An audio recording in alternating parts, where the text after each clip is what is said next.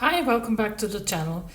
Today I will be looking at A.J. Marshall's The Osiris Revelations. It is the first in his Kalahari series of 5 books in total. I finished this one in a week. It's 600 pages long and I'm quite disappointed. It's a near future science fiction, but it's also an archaeological mystery, a corporate thriller and a bit of a theological riddle. It tries to do a lot and it mostly pulls it off. Still, the feeling I got was similar when watching a 3-star Hallmark movie. That said, I'll do a short review and finish up with some comic style illustrations so you can get a bit of a visual feel for the novel. Let's get into it.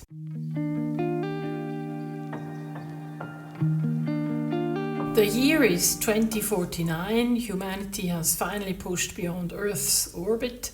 Permanent bases on the Moon and Mars, dwindling resources back home, and a whole lot of political tension over who controls what. Our protagonist, Lieutenant Commander Richard James Rees, leads a British survey mission at Osiris base on Mars. Things are routine until he stumbles across the wreck of what appears to be an ancient alien ship buried in the Martian soil. Inside and around the wreck, Rees makes 2 discoveries. A flight log written in symbols eerily similar to ancient human scripts, and a handful of fractured crystals that turn out to store incredible amounts of energy. That's when everything explodes, figuratively and at points literally. Once word leaks back to Earth, governments and corporations scramble to seize the crystals, seeing them as a fix for the global energy crisis. An experimental ship called Enigma, commanded by Major Tom Race and guided by a sentient AI named Emily, is dispatched to retrieve the find. What starts as a recovery mission quickly becomes a full-blown race between idealists, mercenaries and machines, each convinced they deserve to decide the fate of this newly harnessed power source. Meanwhile, back on Mars, Rees and Dr. Rachel Turner, the base's medical officer and eventually a love interest of Rees, try to protect what they've unearthed. The novel jumps between Mars, the Moon, deep space, and a web of conspiracies on Earth. By the final chapters, ancient mysteries, corporate greed, and artificial intelligence all collide in an explosive showdown.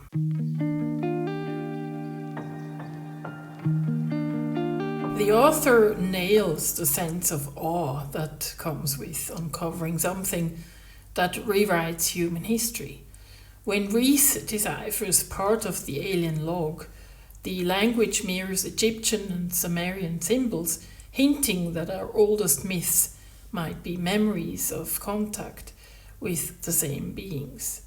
It's that intoxicating blend of science and mysticism, the idea that technology and mythology are just different dialects of the same story. This all happens within the first 300 pages or so, and it was good entertainment so far.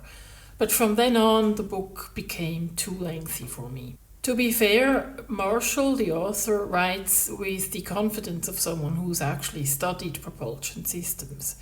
The details of flight dynamics, AI protocols, and Martian terrain feel grounded, even when the plot edges towards pulp adventure. The author's background in aeronautical engineering likely informs this realism.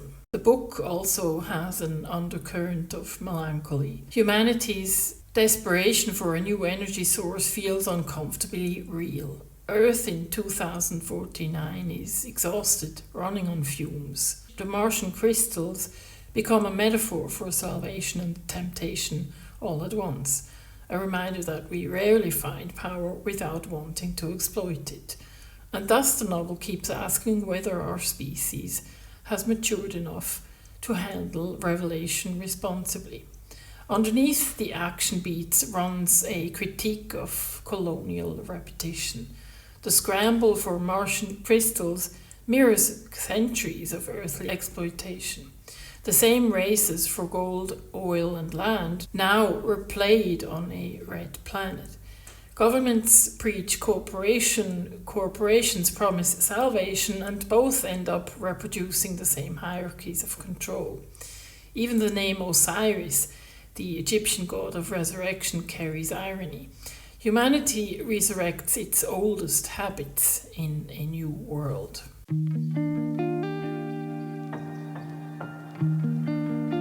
The protagonist, Reese, anchors the story, a pragmatic officer thrust into a myth.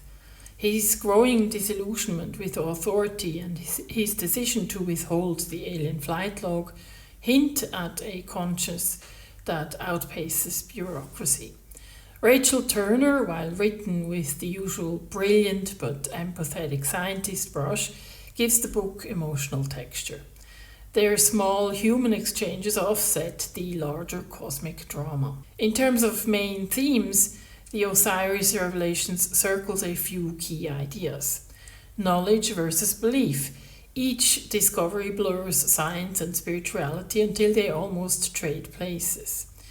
Resource scarcity. A dying Earth drives noble exploration and ruthless competition in equal measure. Memory and amnesia. Humanity digs up its past only to risk repeating it. Freedom and control. Whether through AI or bureaucracy, the fight for autonomy runs through every layer of the story.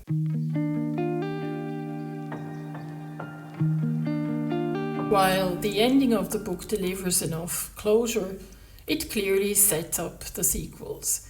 You're left wondering, if the alien log rewrites human origin, who decides how that truth is handled? Does Emily's rebellion mark the dawn of a new intelligence or just mirror humanity's hubris?